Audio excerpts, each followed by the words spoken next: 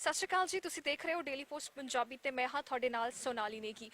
ਇਸ ਵੇਲੇ ਮੈਂ ਮੌਜੂਦ ਆ ਪੰਜਾਬ ਯੂਨੀਵਰਸਿਟੀ ਚੰਡੀਗੜ੍ਹ ਦੇ ਵਿੱਚ, ਜਿੱਥੇ ਕੁਝ ਦਿਨ ਪਹਿਲਾਂ ਤੁਸੀਂ ਸੁਣਿਆ ਸੀਗਾ ਕਿ ਪ੍ਰਾਈਵੇਟ ਸਕੂਲਸ ਵਿੱਚ ਪੇਰੈਂਟਸ ਬਹੁਤ ਜ਼ਿਆਦਾ ਪ੍ਰੋਟੈਸਟ ਕਰ ਰਹੇ ਨੇ ਇਹਨਾਂ ਗੱਲਾਂ ਨੂੰ ਲੈ ਕੇ ਕਿ ਉਹਨਾਂ ਦੀ ਬੱਚਿਆਂ ਦੀ ਫੀਸਾਂ ਨੂੰ ਇਨਕਰੀਜ਼ ਕਰਨ ਵਾਸਤੇ ਉਹਨਾਂ ਨੂੰ ਪ੍ਰੈਸ਼ਰਾਈਜ਼ ਕੀਤਾ ਜਾ ਰਿਹਾ, ਉਹਨਾਂ ਦੀ ਫੀਸ ਲੈਣੇ ਚਾਹੁੰਦੇ ਨੇ ਸਕੂਲ ਵਾਲੇ। ਸੋ ਅਜਿਹਾ ਹੀ ਇੱਕ ਮੁੱਦਾ ਪੰਜਾਬ ਯੂਨੀਵਰਸਿਟੀ ਵਿੱਚ ਵੀ ਸਾਹਮਣੇ ਆਇਆ ਹੈ। ਮੈਂ ਤੁਹਾਨੂੰ ਦੱਸ ਦੇਵਾਂ ਕਿ NSUI ਦੇ ਪ੍ਰੈਜ਼ੀਡੈਂਟ ਨਿਖਿਲ ਮੇਰੇ ਨਾਲ ਨੇ, ਉਹਨਾਂ ਨਾਲ ਆਪਾਂ ਇਸ ਪੂਰੇ ਮੁੱਦਾ ਕੀ ਹੈ ਉਸ ਤੇ ਗੱਲਬਾਤ ਕਰਾਂਗੇ। ਸਤਿ ਸ਼੍ਰੀ ਅਕਾਲ ਨਿਖਿਲ। ਸਤਿ ਸ਼੍ਰੀ ਅਕਾਲ ਮੈਮ। ਪਹਿਲੀ ਗੱਲ ਤਾਂ ਮੈਂ ਕਹਿ ਸਕਦੀ ਹਾਂ ਕਿ ਪ੍ਰੋਟੈਸਟ ਹੋਇਆ ਤੇ ਪ੍ਰੋਟੈਸਟ ਦੇ ਵਿੱਚ ਸੋਸ਼ਲ ਡਿਸਟੈਂਸਿੰਗ ਕਿੰਨੀ ਕੀ ਮੇਨਟੇਨ ਹੋਈ ਸੀਗੀ? हाँ जी, हाँ जी। वैसे ये तो हमारा रिस्पॉन्सिबिलिटी बनता है कि एक स्टूडेंट लीडर्स होते हैं कि हम बाई लीड बाई करनी है फ्रेंड के साथ। तो इसके साथ हम सारे सोशल डिस्टेंसिंग के साथ किया था और पहले बार लगा था कि सोशल डिस्टेंसिंग के साथ प्रोटेस्ट हो सकती है। ਜੀ that's nice and I hope ਕਿ ਅੱਗੇ ਵੀ ਲਾਕਡਾਊਨ ਤੋਂ ਬਾਅਦ ਵੀ ਜਦੋਂ ਇਹ ਜਿਹਾ ਕੁਝ ਹੋਗਾ ਸੋਸ਼ਲ ਡਿਸਟੈਂਸਿੰਗ ਬਣੀ ਰਹੂਗੀ। ਸਭ ਤੋਂ ਪਹਿਲਾਂ let's come to the point ਕਿ ਅੱਜ ਜਿਹੜਾ ਪ੍ਰੋਟੈਸਟ ਹੋਇਆ ਸੀਗਾ, ਕਿਤੇ ਨਾ ਕਿਤੇ ਕਿਹਾ ਜਾ ਰਿਹਾ ਹੈ ਕਿ ਇਸ ਤੋਂ ਪਹਿਲਾਂ ਤੁਹਾਨੂੰ ਪਤਾ ਕਿ ਪ੍ਰਾਈਵੇਟ ਸਕੂਲਸ ਨੂੰ ਲੈ ਕੇ ਵੀ ਫੀਸਾਂ ਦਾ ਕੁਝ ਮੁੱਦਾ ਸਾਹਮਣੇ ਆਇਆ ਸੀਗਾ, ਹੁਣ ਸੇਮ ਮੁੱਦਾ ਯੂਨੀਵਰਸਿਟੀ ਵਿੱਚ ਵੀ ਸਾਹਮਣੇ ਆਇਆ ਹੈ।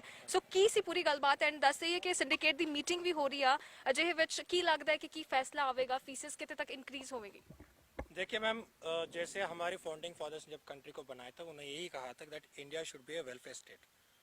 और जिस तरीके से स्कूल्स का इशू हो या यूनिवर्सिटी का इशू हो कि अगर उनके पास फंड नहीं है या उनकी स्कूल लॉकडाउन है या यूनिवर्सिटी लॉकडाउन में है, तो इसका मतलब ये नहीं बनता कि आप स्टूडेंट से पैसे लोगे। और पब्लिक कॉलेजेस में बिल्कुल भी नहीं होना चाहिए। और सिंडिकेट में आज उसी को लेकर डिसीजन होना था कि 7.5% जो फी हाइक करना था उसके विरोध में हम सारे खड़े हुए थे। और सिंडिकेट के साथ मेंबर्स के साथ हम पर्सनली मिले थे, उनको ये बताए थे कि आप फी हाइक नहीं होना चाहिए। जो उनके कुछ सदस्य ने कहा था कि वो भी सपोर्ट में इस चीज़ को लेकर। और सबसे मेन बात हमने ये रेस किए थे कि जब एक सेमेस्टर के स्टूडेंट्स फ़ी पे करते हैं वो 6 महीने के लिए पे करते हैं और लॉकडाउन की वजह से सिर्फ 2 महीने क्लासेस लेके अब बाकी 4 महीने की फ़ीस जो भी है आप अगले सेमेस्टर में एडजस्ट करो।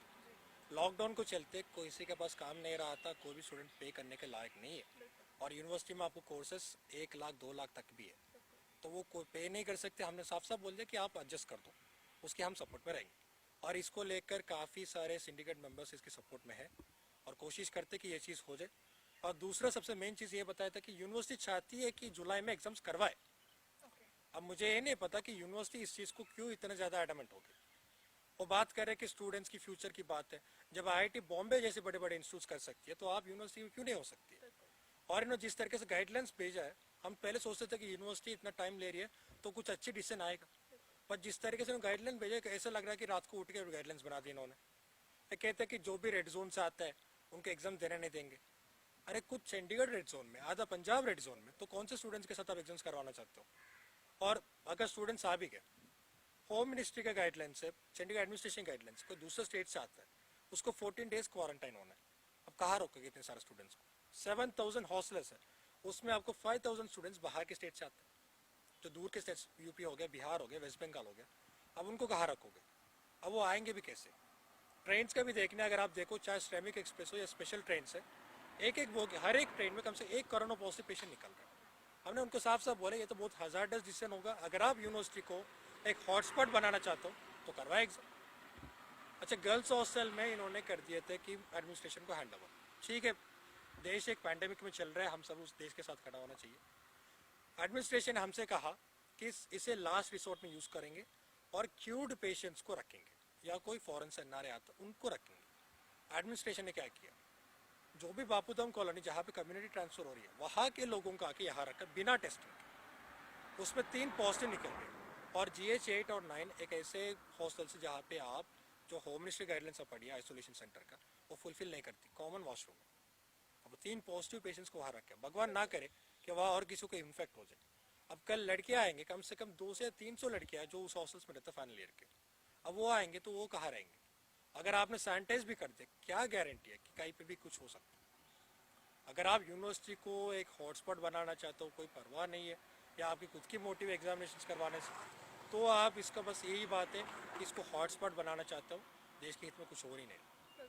हमने उनको साफ साफ बोला आप इसको या तो आप कर दो असाइनमेंट के बेसिस पे स्टूडेंट को प्रमोट कर दो या कोई रिसर्च बेसिस पे प्रमोट कर दो। ऑनलाइन एजुकेशन की कहते हैं कि हमने ऑनलाइन एजुकेशन करवाए, आप किसी भी टीचर से पूछ ले 20% से ज़्यादा स्टूडेंट्स अटेंड नहीं कर पाए। जो स्टूडेंट ऑफलाइन में सही से नहीं पढ़ पाते, मतलब सही तरीके से हो सकती है रिसोर्स शेयरिंग, आप ऑनलाइन में कैसे एक्सपेक्ट कर सकते हैं? काफ़ी सारे स्टूडेंट्स लद्दाख वाले एरिया से, जहाँ पे डाटा नहीं है, वहाँ पे तो 2G भी नेट सही से नहीं चल रहा, अब उनका क्या सीन? अगर आप एग्जामिनेशन कंडक्ट करवाना चाहते हैं ये सोच के हाँ चंडीगढ़ में स्टूडेंट्स हैं, इनको नेट फैसिलिटी है तो इनके लिए हम करवाएंगे, तो नहीं होगा। आप रिसोर्सेज शेयर करो, नए उनके साथ मटेरियल शेयर करो, बुक शेयर करो, ये सारे डिमांड सामने रखे और हम कोशिश करते, आशा करते कि वो पॉजिटिव ही निकले।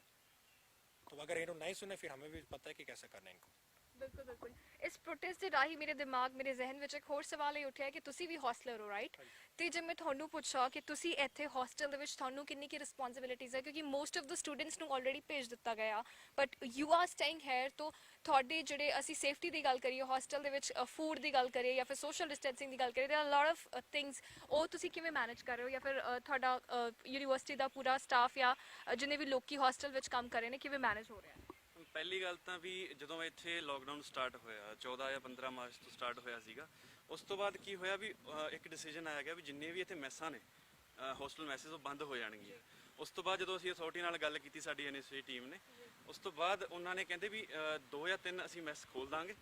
ਤੇ ਹੁਣ ਤੁਸੀਂ ਆਪ ਦੱਸੋ ਵੀ ਮੈਸ 'ਚ ਸੋਸ਼ਲ ਡਿਸਟੈਂਸਿੰਗ ਪੋਸੀਬਲ ਹੀ ਨਹੀਂ ਗੀ, ਫੀਜ਼ੀਬਲ ਆਪਸ਼ਨ ਹੀ ਨਹੀਂਗਾ, ਹੈ ਨਾ? ਤੇ ਇਹਨਾਂ ਨੂੰ ਪਈ ਹੋਈ ਹੈ ਵੀ ਐਗਜ਼ਾਮ ਕਰਾਉਣੇ ਹੈ। ਪਹਿਲਾਂ ਰਾਈਟ ਟੂ ਲਿਵ ਹੋਣਾ ਚਾਹੀਦਾ ਨਾ ਮੈਮ। ਜੇ ਜਨਤਾ ਜਿੰਦਾ ਰਹੂਗੀ ਤਾਂ ਹੀ ਐਗਜ਼ਾਮ। ਇਹਨਾਂ ਡਿਗਰੀਆਂ ਦਾ ਅਸੀਂ ਕੀ ਕਰਾਂਗੇ ਜਦੋਂ ਸਾਡੀ ਜਾਨ ਹੀ ਨਹੀਂ ਰਹੂਗੀ? ਬਸ ਸਾਡਾ ਇਹੀ ਹੈ ਵੀ ਇੱਥੇ ਸੋਸ਼ਲ ਡਿਸਟੈਂਸਿੰਗ ਸਾਨੂੰ ਤਾਂ ਲੱਗਦਾ ਨਹੀਂ ਕੋਈ ਪੋਸੀਬਲ ਹੈਗੀ ਹੈ। ਇੱਥੇ ਕਾਫੀ ਟਾਈਮ ਤੋਂ ਕੀ ਹੋਇਆ ਸੀ ਵੀ ਫੌਗਿੰਗ ਨਹੀਂ ਹੋਈ ਸੀਗੀ, ਫਿਰ ਸਾਡੀ ਐਨਐਸਏ ਟੀਮ ਨੇ ਉਸ ਤੋਂ ਬਾਅਦ ਉਹਦੇ ਵਾਸਤੇ ਇੱਕ ਰਿਕੁਐਸਟ ਕੀਤੀ ਸੀ ਵੀ ਫੌਗਿੰਗ ਕਰਾਈ ਜਾਵੇ, ਮੱਛਰ ਬਹੁਤ ਵੱਧ ਰਹੇ ਨੇ, ਠੀਕ ਹੈ? ਬਸ ਆਹੀ ਚੀਜ਼ਾਂ ਨੇ ਵੀ ਹੋਰ ਕਾਮਨ ਵਾਸ਼ਰੂਮ ਹੁੰਦੇ ਨੇ ਜੀ, ਕਾਮਨ ਵਾਸ਼ਰੂਮ 'ਚ ਬੰਦਾ ਸੋਸ਼ਲ ਡਿਸਟੈਂਸਿੰਗ ਕਿਵੇਂ ਕਰ ਲੂਗਾ? ਜਿੱਥੇ ਇੱਕ ਬੰਦਾ ਬਰਸ਼ ਕਰਕੇ ਆ ਜੇ ਦੂਜਾ ਜਾ ਰਿਹਾ, ਓਬਵੀਅਸ ਜੀ ਗੱਲ ਆ ਵੀ ਉਹ ਕੰਟੈਕਟ ਤਾਂ ਹੋਊਗਾ ਹੀ ਹੋਊਗਾ। ਉੱਥੇ ਐਂ ਤਾਂ ਹੈ ਨਹੀਂ ਵੀ ਇੱਕ ਬੰਦਾ ਜਾਊਗਾ ਫਿਰ ਉਹਨੂੰ ਸੈਨੀਟਾਈਜ਼ ਕੀਤਾ ਜਾਊਗਾ ਫਿਰ ਦੂਜਾ ਯੂਜ਼ ਕਰੂਗਾ। ਆਹ ਗੱਲ ਹੈਗੀ ਮੈਮ। भाई यूनिवर्सिटी ने काफ़ी कोशिश भी की थी कि जो भी स्टूडेंट्स हॉस्टल में रह रहे उनकी प्रॉपर सैनिटाइजेशन करवाए, सारा कुछ अवेलेबिलिटी करवाए, थोड़ा रेस्ट्रिक्शंस भी हुई थी मूवमेंट में। ठीक है, जब आप हेल्थ को लेकर कंसर्न हो तो हम उसकी सपोर्ट दिए थे। बाकी अब हमारा ये भी कंसर्न है कि जब आप यूनिवर्सिटी को वापस खोल रहे हो तो ये चीज़ भी देखना है कि किस तरीके से खोल रहे हो, क्या प्लानिंग रही। अब उनकी प्लानिंग हमें अच्छा नहीं लगा, हमें नहीं, किसी भी स्टूडेंट्स को अच्छा नहीं लगा, जो इसी करके हमने उसके खिलाफ बोल रहे हैं। अब देखते हैं हम इसकी क्या डिसीजन आएगा, क्योंकि इनकी खुद की टीचर्स एसोसिएशन पूटा ने भी इसके खिलाफ उन्होंने आवाज़ उठाया था पहले 2 दिन पहले, आपने पता चल गया। तो जब आपके टीचर्स भी आपके इसको खिलाफ है, स्टूडेंट्स भी इसको खिलाफ है, मुझे नहीं लगता कि यूनिवर्सिटी इस डिसीजन को आगे करेगी। ਸਿਰਫ ਇੱਥੇ ਅਸੀਂ ਆਹੀ ਹੋਪ ਕਰ ਸਕਦੇ ਹਾਂ ਕਿ ਤੁਹਾਡਾ ਇਹ ਪ੍ਰੋਟੈਸਟ ਕਿਤੇ ਨਾ ਕਿਤੇ ਸਕਸੈਸਫੁਲ ਹੋਵੇ। ਸਿੰਡੀਕੇਟ ਦੀ ਮੀਟਿੰਗ ਦਾ ਡਿਸੀਜਨ ਬਹੁਤ ਛੇਤੀ ਆਊਗਾ। ਇੱਕ ਬਹੁਤ ਹੈਰਾਨ ਕਰ ਦੇਣ ਵਾਲੀ ਗੱਲ ਇਹ ਆ ਕਿ ਇਸ ਟਾਈਮ ਦੇ ਵਿੱਚ ਆਫ ਕੋਰਸ ਤੁਹਾਨੂੰ ਪਤਾ ਹੈ ਕਿ ਲੋਕਡਾਊਨ ਚੱਲ ਰਿਹਾ and most of the parents ਇਹੋ ਜਿਹੇ ਹੈਗੇ ਨੇ ਜਿਹੜੇ ਪ੍ਰਾਈਵੇਟ ਜੌਬਸ ਕਰਦੇ ਨੇ, ਉਹਨਾਂ ਦੀ ਸੈਲਰੀ ਨਹੀਂ ਮਿਲ ਰਹੀ ਹੈਗੀ। ਬਹੁਤ ਸਾਰੀ ਸਿਚੁਏਸ਼ਨ ਕਿਸੇ ਦੀ ਸੈਲਰੀਜ਼ ਕੱਟ ਕੇ ਆ ਰਹੀ ਆ।